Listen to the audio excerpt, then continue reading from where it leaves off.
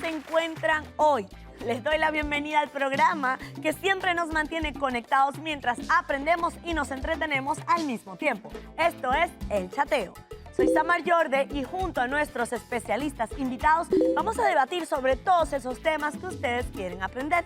Y comenzamos el programa así. Vivimos con él, pero no sabemos el daño que nos hace. Hoy aprenderemos las terribles consecuencias del estrés. Luego en nuestro segmento holístico te preguntaremos, ¿eres apasionado en el sexo? Porque hoy te vas a convertir en el mejor amante según tu signo zodiacal. Y al final nos haremos esta pregunta. ¿Defensa personal o amenaza incontrolable? Peligros y ventajas de poseer un arma en los Estados Unidos. Todo eso y mucho más aquí en El Chateo, que comienza justo ahora con este clip.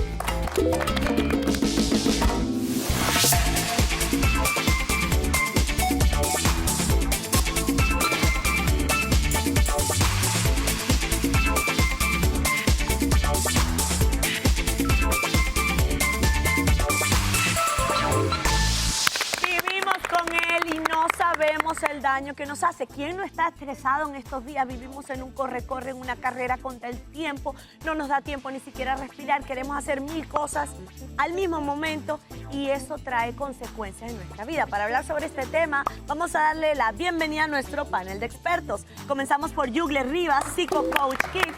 Bienvenida, Yugle. También nos acompaña Marlene García, criminóloga y socióloga. Hola, Marlene. Por ese lado tengo a Marcela Gómez, trabajadora social y periodista. Hola, Marcela. Y también tenemos a Madeline Hernández, psicóloga clínica.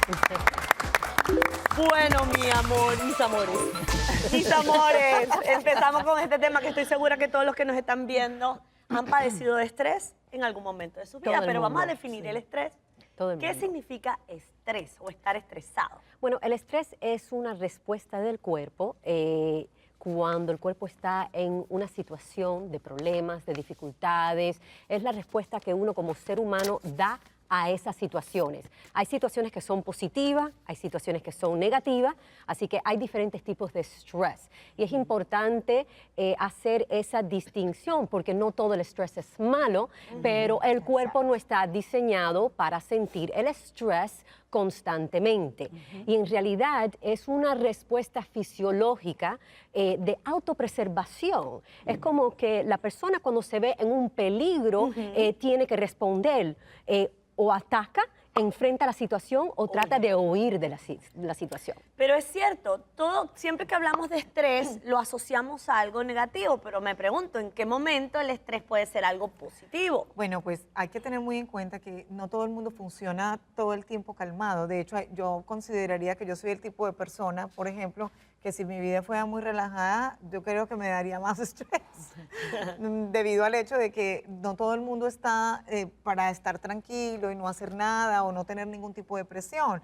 Las presiones, por ejemplo, mantener el tiempo organizado, ser responsable, todo este tipo de cosas que el día de hoy y de todos los años, de toda la vida nos piden, de alguna manera también nos hace saludables. O sea, no le tengamos miedo a tener una vida un poquito ocupada. Agitada. Es sencillamente como tú reaccionas al hecho de tener esta cantidad de cosas para hacer. Una mamá que no trabaja y está solo en casa puede vivir mucho estrés, dependiendo de la manera como ella maneja sus cosas, sus emociones y las cosas como... Tiene mucho que ver con el autocontrol de las emociones de la persona. Yo pienso que yo invito a la gente a que se conozca un poco más, que vea cómo su cuerpo le reacciona ante ciertas cosas y por ahí ya empezamos a una solución. Y también el estrés puede ser beneficioso. Por ejemplo, en el caso mío, cuando nosotros entramos en situaciones donde vamos a arrestar a una persona o va a hacer un rebusco en una casa, un poco de estrés te mantiene más alerta, te mantiene de repente más a salvo en la situación. Por ejemplo, cuando estamos aquí en la televisión, todos tenemos un poquitito de estrés, pero porque eso nos mantiene más ligereza mental y más alerta. Así que el estrés también puede ser bueno. Claro, dar una conferencia, estar en televisión, la novia cuando se casa. ¿Qué otras situaciones podrían generarnos estrés? Eso va a variar dependiendo, porque es como que a cada persona le estresan cosas diferentes. Hay personas que se cargan con el tema laboral, de pareja, de la casa, porque cada uno tenemos, como decir, dinámicas diferentes. Acá el punto en relación a lo que ustedes vienen planteando tiene que ver con el reconocimiento de cuándo debo hacer un stop. ¿En qué sentido? El cuerpo te envía anuncios porque es una máquina en el sentido de lo que no explota, implota.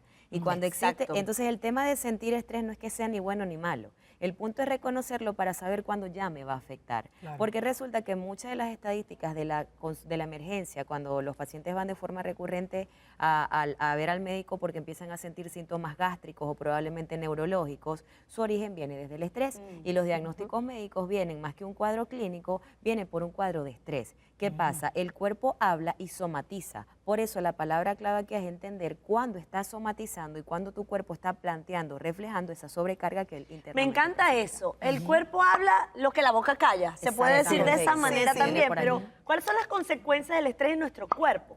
Bueno, A ver, pero muchísimas. exacto. Y esto es un tema muy importante porque sabemos que muchos de los problemas médicos no realmente son causados por problemas, condiciones médicas, sino por el estrés. Entonces es importante que uno se haga un chequeo físico con análisis de sangre para descartar la posibilidad del estrés. Pero el estrés da ciertos síntomas en el cuerpo, por ejemplo, dolores de cabeza, problemas gastrointestinales, irritabilidad, la piel se afecta, Caída a del veces cabello. puedes causar caída del alopecia, cabello, sí, cierto. Engordar, adelgazar. de todo. A mí el estrés me engorda. Incluso Y el sueño también se puede ver afectado. Claro, Muchísimo. totalmente. Muchísimo. Afecta mucho el apetito y La parte hay sexual estudios también. que está asociado que el estrés afecta directamente el aumento de peso. Sí, Y, por eso. y también a mí me pasa. el carácter. Las personas pierden la paciencia fácilmente. Se vuelven irritables. Claro. Pero hay una parte importante que lo primero que yo creo que tenemos que hacer como seres humanos es identificar quiénes somos nosotros y cuáles son los niveles de estrés. Cuando ella estaba mencionando eso, yo ahí mismo pensé en el GPS. Me estresa muchísimo cuando habla y no deja de hablar. A mí me genera una ira y eso me genera. Entonces, yo he entendido que dentro del proceso de evitar vivir en estrés de una manera que no te hace feliz, porque lo que ella decía, el estrés puede ser positivo, por ejemplo, a mí me mantiene dinámica, me mantiene pila. Te ¿sí? emociona, Me cuando estás emocionada En por poquitas algo. cantidades Sí. es beneficioso Sí. para todo el mundo. Ahora, ¿qué ocurre? Que está la adrenalina y en la medida en que la puedas manejar. Ahora, yo pienso que nosotros vivimos llenos de emociones que no son necesarias y no sabemos hasta qué punto, Todo parte de la porque emoción. no elegimos hasta qué punto yo necesito sentirme preocupada porque fulano no desayunó. O qué tan importante es que no me puse la areta azul, sino la verde. O sea, Yo creo que es hay serio, es personas que serio, en piensan, serio. no, en serio, Son y hay- cosas que aparecen diminutas, pero el diálogo mental interno es... Me encanta lo que estás diciendo, porque muchísimas veces estamos estresados por situaciones que no van a pasar. Tú decides. Exacto. Si mi marido me Total. deja, si fracaso, si quiebro, si me pasa algo, si choco, si me enfermo, si me da cáncer, si me muero, pero no pasa en la vida Bueno, real, sí, porque el claro. ser humano es así. ¿Por qué tienes que anticipar situaciones que no son reales? La palabra preocuparse te lo dice, te estás Total. preocupando de algo que todavía no ha pasado y causándote ese nivel de estrés. También yo creo que vivimos en una sociedad donde le ponemos urgencia a todo. todo. Todo se convierte en una cosa que tenemos que hacer ahora y todo Cierto, no es necesario Marlene, cierto. ahora. No. Y no somos planificados, Marlene. Así es. Dejamos todo para último momento y a mí me pasa también, tienes una reunión mañana y en vez de preparar tu ropa, tu desayuno, lo que te va... No, corres a última hora Es para que hacer todo. Las emociones, porque desde dónde se activa el estrés, somos seres emocionales y todo Totalmente, inicia desde los totalmente. pensamientos. Yo tengo una manera muy propia de entenderlo. Yo cuando ya siento que voy a colapsar, yo le digo a ella la loca de la casa, porque La es la que loca de la dice. casa. Entonces yo digo, ya la loca de la casa está activa. Entonces es el tema de como Me que hay encanta. filtrar los pensamientos, porque ¿qué pasa? Todas esas cosas que ustedes están planteando ocurren, pero ocurren en el momento que ya el organismo te pasa una factura. Exacto. Y cuando tú empiezas entonces a decidir y a filtrar bajo qué voy a darle atención y qué me voy a ocupar y si no lo puedo solucionar en la marcha lo voy viendo, es cuando ya asumiste las consecuencias. Exacto. Tenemos que ir a una pausa comercial, pero me encanta ese término de la loca de la casa. Al regreso de la pausa comercial vamos a compartirle cuáles son las mejores herramientas o tácticas para controlarla y que el estrés no domine nuestras vidas. Ya venimos con más aquí en El Chateo.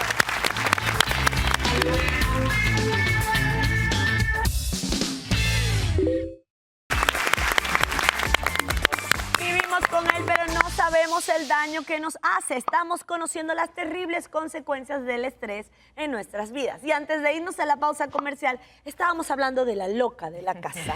Y queríamos empezar ya a compartir herramientas para poderla controlar, porque hay personas que están afrontadas a las mismas situaciones, pero unas se estresan y otras no. Entonces, ¿cómo poder gobernar un poco la mente?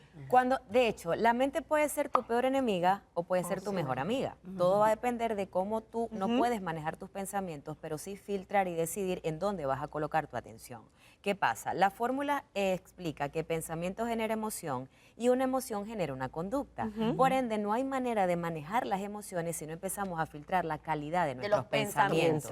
Entonces, entender que muchas cosas de la vida lo que no puedes cambiar lo debes aceptar y que qué es lo peor que puede pasar. Son quizás preguntas que cambiarían el preguntarte todo el tiempo, el estar en quejadera, el cargarte de muchas cosas que no dependen de ti, porque si no dependen de ti, entiendo que me va a cargar. Entonces son situaciones que cuando tú empiezas a cambiar un poco la manera de pensar y de entender con conciencia el efecto que el pensamiento genera en emoción, empezamos a generar los cambios necesarios para. Yo considero que uno de los factores que más estrés trae a la gente es el querer controlar. El control. No solamente las circunstancias, sino las personas y las conductas de otros. Tú quieres que en la vida todo sea como tú quieras. Exacto. Y las mamás, por ejemplo, los jefes, todos tenemos un nivel de querer controlar a otros y la realidad es que eso es falso. Hay una sensación falsa de control que queremos vivir en él, pero tenemos que entender, primero que nada, que yo no tengo cómo dominar el libre albedrío de un ser humano que es adulto y que está tomando ciertas decisiones, incluyendo si es tu propio hijo. O sea, llega un momento en donde ya tú tienes que aprender a soltar y eso es porque, para mi manera de ver esto, eso es salud, porque te genera salud y lo otro te genera bienestar con tu gente. Sí, pero ¿cómo hacemos, Marcela o Madeline, que nos explique? Las personas que somos, porque me incluyo, perfeccionistas, a más no poder y que queremos dar el 200% en cualquier trabajo. Entonces, si nos piden A, nosotros queremos dar de la A a la Z y lo queremos dar antes para sorprender.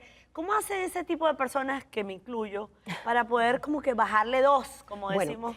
Hay varias cosas que se pueden hacer y creo que han mencionado unos puntos muy importantes. A veces es difícil para el ser humano aprender a cómo controlar esos pensamientos que generan las emociones y después generan las conductas. A veces necesitamos una guía profesional para que nos enseñen esas conexiones. Ya una vez que aprendemos de nuestras conexiones, nuestros procesos, podemos implementar ciertas estrategias. Por ejemplo, el ejercicio es muy importante. 30 minutos de algún ejercicio cardiovascular diario se ha comprobado que reduce la cantidad del estrés. Exactamente. También yoga, meditación es muy importante.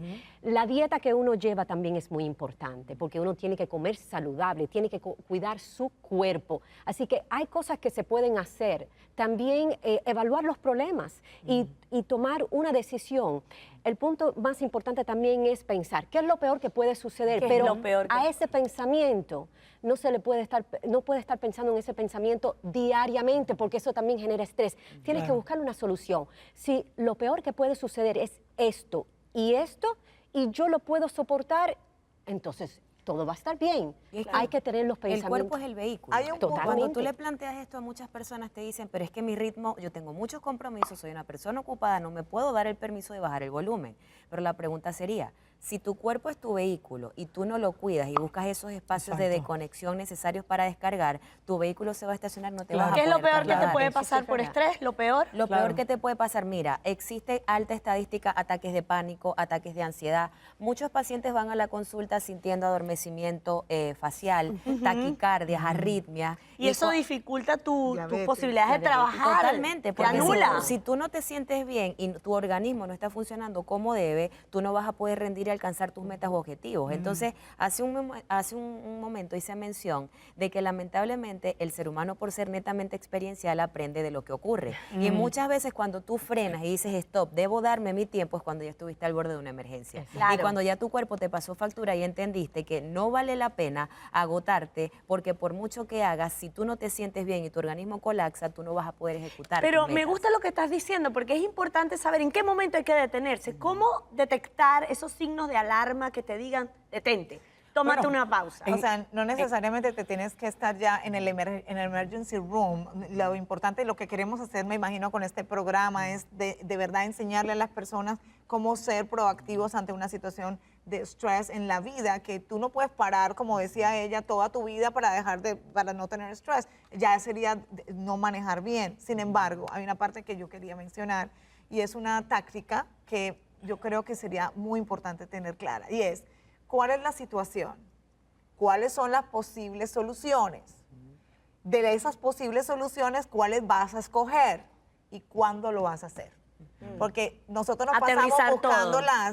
las supuestas soluciones, pero no hacemos nada al respecto. Así que el famoso stress se domina en nuestra vida. Yo creo que Tienes nosotros actuar. mismos lo sabemos cuando algo está pasando. Porque, por Sí, ejemplo, total. en el trabajo, cuando tú empiezas a cometer errores y te das cuenta de que estás cometiendo errores, cuando tú empiezas a faltar al trabajo porque ya en la mañana no te puedes levantar, Porque te sientes duermes mal, duermes mal. ya empiezan a existir señales que te dejan saber que Estás algo está agotado, pasando, estás embotado, agotado, sí. no puedes pensar claramente, empiezas a estar agresivo en el trabajo. Muy El jefe irritable. irritable. El jefe te dice una cosa, le contestas de mala manera, ya tienes un problema con el jefe. O sea, nos empezamos a dar cuenta nosotros mismos de que el estrés está empezando a causarnos problemas en el diario vivir. Ahora, tomarse algo, infusiones de manzanilla, valeriana, porque Hasta yo- un vino. un Un vino vasito de sí, vino en la noche. No compartir mucho, pero con un los poquito sí, amigos. puede ayudar, reírte, claro que reír. sí. Mira, a mí me Reírte, pasa, sí. yo hay tardes que vengo, un ejemplo, colapsada de escuchar un paciente tras otro, tras otro, tras otro. Sí, porque a y ti- yo lo que hago es montarme en el carro, le bajo el volumen a la música, voy en silencio, llego a mi casa, me tomo un vino y no quiero escuchar a nadie. Ay, qué Es bonito. un momento de desconexión cuando tú dices, ya mi cerebro me está diciendo que no puede más y ya luego Pero, comienzo. Yugle, eso me da pie para preguntar esto. Hay trabajos de trabajo. Fíjate, un trabajo como el tuyo, que lo único que haces es escuchar problemas de los Problemas. demás. Y ella, que es criminóloga, entonces mira los asesinatos y todo lo que ha pasado.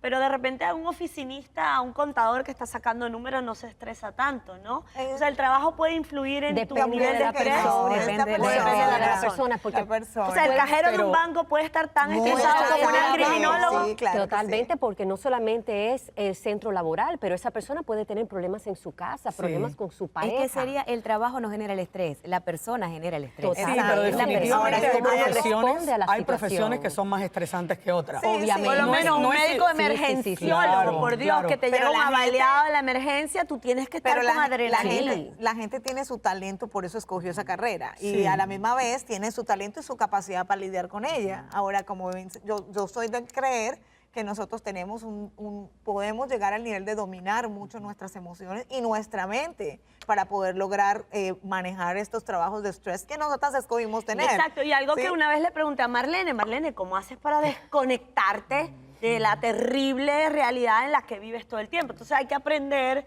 cómo a pasar el switch cuando Sí. sales de la emergencia porque eres un médico o cuando sales de los casos o dejas de ver los pacientes, buscar esa manera de poderte Ah, no, pero yo quiero desconectar. escuchar la respuesta de Tratar de Marlene. no personalizar las cosas. Tú sabes, cuando nosotros trabajamos, por ejemplo, en un caso donde se involucra un pedófilo, una cuestión de niños, una cuestión de asesinato, de tortura, es bien difícil. La manera que yo he logrado hacer eso es involucrarme en cosas que me gustan después del trabajo, ya sea me gusta ir a bailar, tomo clases de salsa, tratar de no personalizar el evento, hacer lo que tengo que hacer en el trabajo, pero cuando salgo de ahí, no llevármelo a la casa. Eso toma ejercicio y toma el proponerse hacer algo así, porque es más fácil llevártelo contigo y seguirlo maquinando. Claro, y dejar y no que la dormir. loca tome control. Sí. Así total. es, la loca de la casa, mi gente, tenemos que controlarle. Si no sabes cómo hacerlo, si no te funciona la infusión, la yoga, la meditación, tienes que terminar en un terapeuta para que te enseñe a manejar tus estresores y jamás permitas que el estrés pueda controlar tu vida. Muchísimas gracias a nuestro panel de expertas por todos los aportes en esta primera parte del programa y ustedes no se muevan porque al regreso los enseñaremos a convertirse en el mejor amante según su signo zodiacal. Ya venimos con más.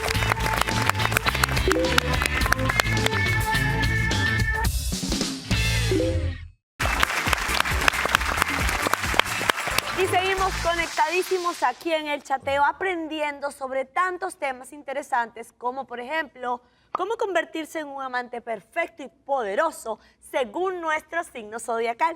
Y para hablarnos sobre este tema vamos a darle la bienvenida a Ronald Granados, Astrósofo, bienvenido. Gracias. Feliz de tenerte. Un placer, Samara. Encantado de estar aquí contigo. Qué bueno. Bueno, vamos entonces son herramientas y tips para ser el mejor amante.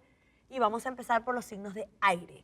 Géminis, Libra y Acuario. Empezamos por Géminis, pues yo soy Géminis. Claro. Lo primero que les tengo que decir es que para uno ser buen amante, lo primero que tengo que saber es quién soy, cuáles son las cosas que me mueven. Es un proceso de autoconocimiento el que me va a llevar a poder saber específicamente qué es lo que hace ese clic en mí. Exacto. Si es Géminis, el órgano que llama más la atención para Géminis es la mente. Si tú no le activas la parte mental a Géminis, ahí no va a haber nada. Que hacer. A Géminis le tienes que Lo certifico.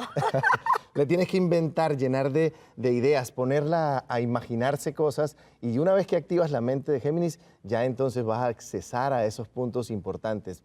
Géminis tiene que ser alguien inteligente e intelectual. Géminis con una persona que no tenga mucho intelecto, le queda muy difícil, y eso es lo que tiene uno que conocer para saber cómo proyectarme y qué es lo que tengo que buscar para alcanzar esa potencia sexual que quiero buscar en la pareja. Ok, muy bien. Ahora, Libra. Libra es un signo muy particular porque es el signo de las relaciones de pareja. Libra necesita sentir amada. Que lo desean. Exacto. Que y lo aman, que lo necesita desean. sentirse amada. Es una cosa medio loca, pero es que Libra, si se siente que está amada, ella va a hacer, Todo. o él va a entregar todo y va a entregar hasta lo que no tiene. Pero necesitan sentirse amada. Eso porque son regidos por Venus. Hay otro Venus de otro signo que no es del elemento aire, que no necesita lo mismo, pero se los cuento cuando lleguemos a venimos. Tauro. Entonces, si uno ama a alguien de Libra, ya esa persona se despliega. Él se tiene o ella se tiene que sentir amada. Exacto, muy Tienes bien. que hacerlos sentir amados para que ellos puedan abrirse completamente. Perfecto. Acuario.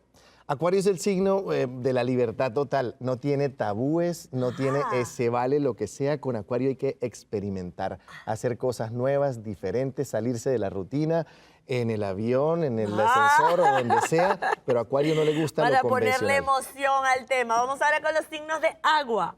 Cáncer, Escorpio y Piscis. ¿Cómo un cáncer se puede convertir en un buen amante? Son los signos más emocionales del zodíaco y todos, tarde o temprano, hemos sido adictos a uno del elemento agua, Cáncer, Piscis o Escorpión, porque estos signos nos sumergen en un mundo que a veces nosotros o otros signos por sí mismos no son capaces de llegar. Ok. Cáncer, por ser tan emocional, si consigue ese que parece que, o que le hace sentir que va a ser el papá de sus hijos, la pareja perfecta, Cáncer se va a entregar completica y va a entregar todo y lo va a llevar a mundos que esa persona no es capaz. imaginaba. ¿Y Claro. Escorpio?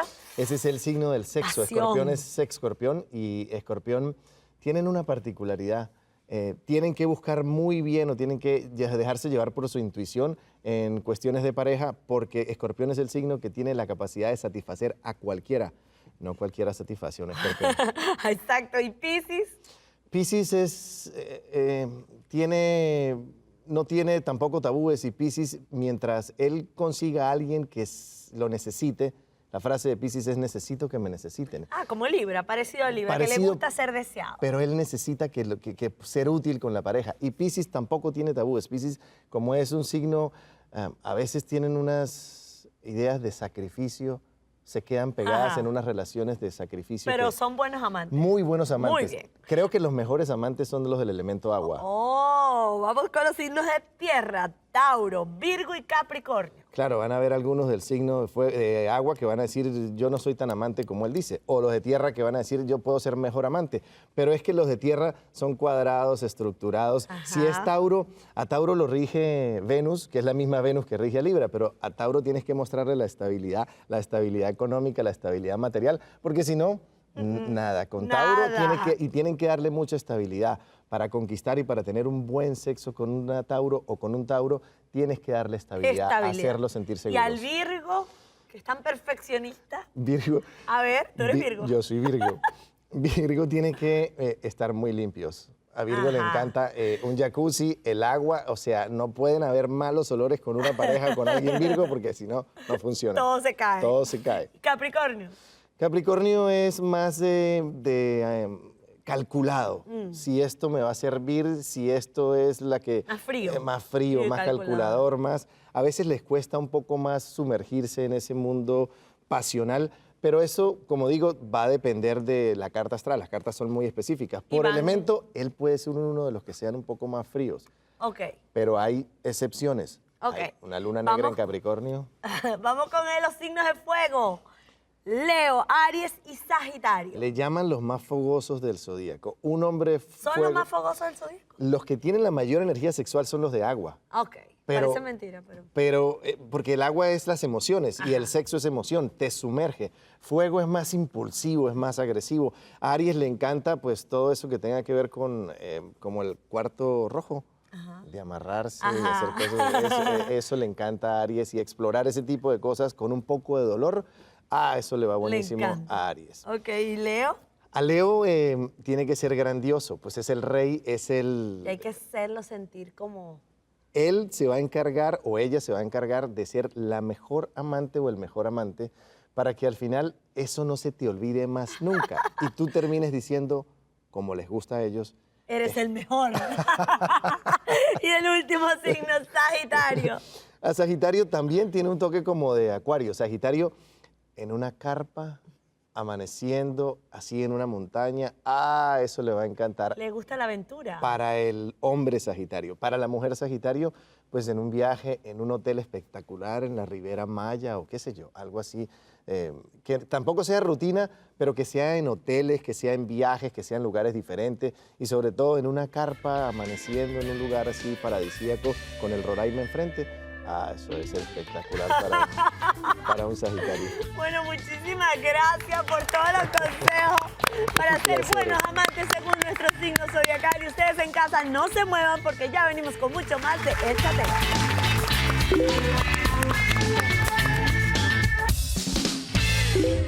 Y continuamos con más de El Chateo. Y ahora vamos a hablar del tema de seguridad personal porque a todos nos preocupa.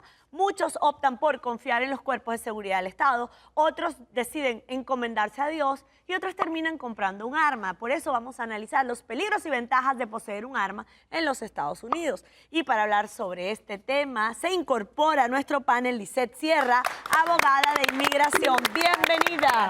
Bienvenida. Ahora, ¿cuál es la principal razón por la cual una persona decide adquirir un arma? La razón principal es obvia, defensa personal. Las personas tienen un sentimiento de seguridad un poco falso al obtener un arma. Porque un arma sí te puede ayudar y a la misma vez un arma te puede agredir. ¿Por qué? La persona que va y compra un arma y no se entrena adecuadamente y no practica adecuadamente y no conoce solamente cómo disparar, pero cómo retener su arma en una situación de confrontación con una persona, puede terminar ser agredida por esa misma arma que acaba de traer a una situación difícil, o Claro, una que es situación de el riesgo agresión. más grande. Pero Sí, ¿cuáles así son es. los requisitos? ¿Cualquiera puede tener un arma en este país? Bueno. ¿O hay algún requisito para poderla adquirir? Siempre hay requisitos. Básicamente en los 50 estados las personas pueden portar armas, Wow. pero cada estado tiene reglas distintas y por eso es tan importante conocer las leyes donde uno vive y si uno va a viajar, tiene que saber también las leyes donde va a estar o puede uno estar encarcelado por hacer algo indebidamente sin tener intenciones malas, por ejemplo. Inclusive cuando uno está portando un arma, como usted estaba diciendo, si muestras aquí en la Florida el arma, eso ya es suficiente para estar encarcelado. No, Sí, no claro, la puede el mostrar. ¿Y flash, dónde la claro que carga? sí. Tiene que estar encubierta. Sí. Siempre. Encubierta que debajo Y de la también blusa. donde se Exacto. pone en el carro. Claro, los porque es una lugares de donde se amenaza. pone. ¿Por Entonces, qué? Porque cualquiera, ¿por qué es delito? O sea, ¿Amenaza? ¿porque alguien te la puede quitar o qué? No. Bueno, yo creo porque uno tiene que estar claramente identificado, ¿no? Por ejemplo, la policía porta el arma y al costado del arma siempre tiene su chapa oficial. Y tiene del una cosa departamento que la cubre. Y tiene los propios restraints, ¿no? Que aguantan la pistola en su lugar. Y entonces todo el mundo está avisado que esta persona que anda con un arma exhibiéndola tiene también sus credenciales gubernamentales que le permiten portar esa arma. Pero es cierto esa seguridad que sientes al tener un arma, porque yo me sentiría más vulnerable. Porque como no soy diestra en el arma y no la sé manejar, siento que estoy llevando un arma para que el asaltante la use en contra de mí. Bueno, sí es verdad que genera un nivel de seguridad que, como bien decían ellas, es un nivel de seguridad probablemente muy falso. Sí, pero sí, claro, hay muchas personas, de hecho yo escuché ahora después de de los shootings y demás, gente que me decía, pero aquí cualquiera entra, si ese muchachito no le cae sino a la gente indefensa, hay que mantenerse, ya, los que tienen esa necesidad de defender, no solamente a sí mismos, sino a otros, definitivamente se consideran listos para ir y portar un arma. Así que el tema de que las leyes sean tan livianas en este aspecto da una sensación y un mensaje un poco falso a la gente en términos de seguridad. Las personas creen que solo por tener el arma ya están listos para defenderse. Claro. Y realmente Exacto, no necesariamente es así. Y Pero sí cualquier da. persona puede comprar el arma independientemente si sea un sociópata, una persona con una paranoia, alguien que tenga un trastorno de personalidad. Bueno, en estos momentos, que yo sepa como psicóloga, no existe una evaluación psicológica que sea un reglamento para las personas portar arma. Entonces, para mí, profesionalmente, me preocupa cantidad, porque hay muchas personas que están enfermas. No necesariamente quiere decir que todas las personas que tienen una enfermedad mental son una amenaza para la sociedad, pero no podemos ignorar que hay personas, y en estos eventos que han sucedido recientemente, como los mass shooters, sabemos que estas personas tienen un historial psicológico.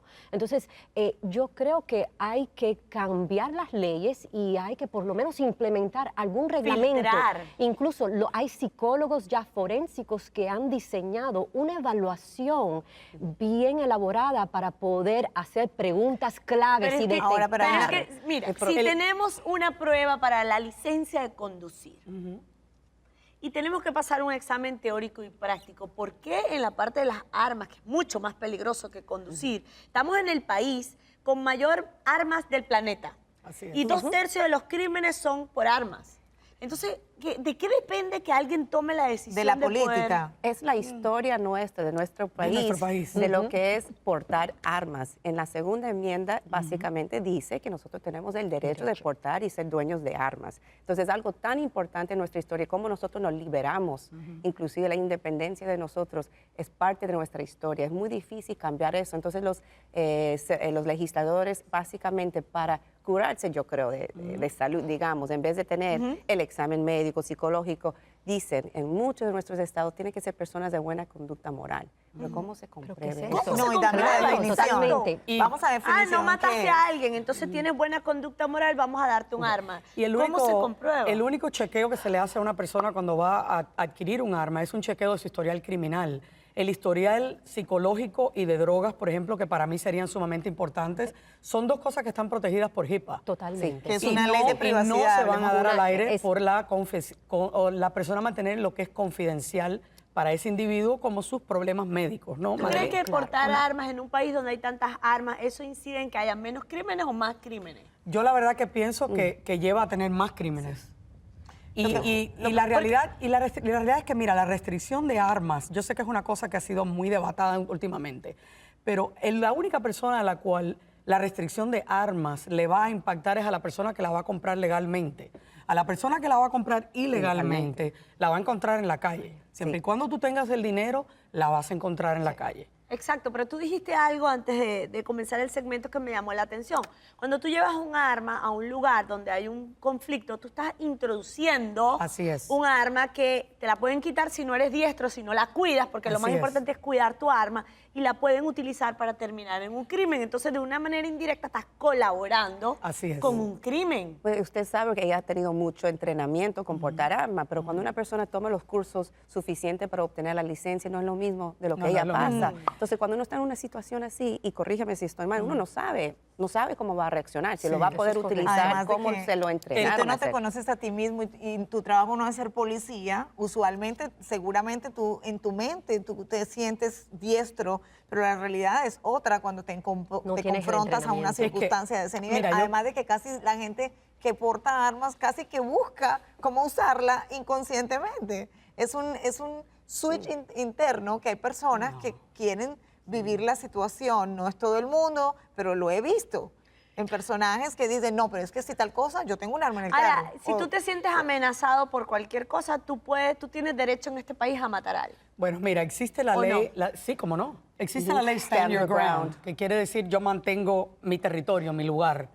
Antes del 2012, que se enactó esta ley, una persona tenía que tener razón para disparar. Y si tenía un modo de escape, tenía que utilizarlo. Okay. Hoy en día ya no. Si yo me siento amenazado por alguien, yo tengo el derecho de mantener mi lugar y de disparar y matar a esa persona. Tenemos que ir a una pausa comercial y dejo una pregunta en el aire, basándome en esto. ¿Qué pasa si matas a alguien en defensa personal? Ya venimos con más aquí en El Chateo.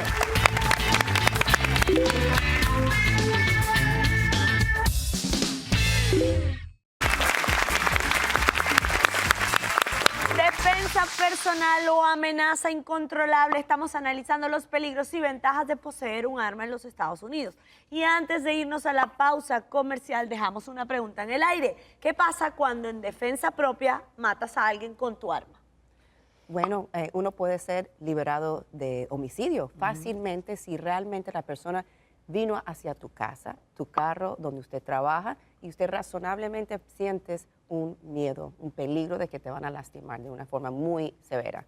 Y estábamos hablando anteriormente de un caso en particular, no sé si usted quiere describirlo. Sí, el caso que ocurrió en el 2012 en Sanford, Florida, del muchacho afroamericano Trayvon Martin, donde hubo un incidente de esa índole, donde un guardia de seguridad del barrio vio a este muchacho afroamericano caminando por el barrio, pensó que el muchacho estaba ahí para otra cosa que, o sea, robar, no sé qué, y fue y comenzó a hablar con el muchacho y él empezaron a discutir y le dio un balazo al muchacho y lo mató. Esto abre la puerta para discriminación, para mal uso de las armas, pero tienes una defensa muy fuerte y es algo que estábamos hablando que libremente lo aplican de una forma muy libre en los jurados. ¿Cuál es la defensa para él, la persona que le... Se llama Stand Your Ground. Este hombre fue absuelto bajo la defensa de Stand Your Wow, Ground. es impresionante, es impresionante. Ahora, les voy a leer esta estadística. Algunos estudios han encontrado que es 12 veces más probable que un arma de fuego sea utilizado en contra de un miembro de la familia. Entonces, estás introduciendo un arma de fuego a tu casa, de repente tienes una pareja que es agresiva o de repente tu hijo toma el arma y sin querer se dispara.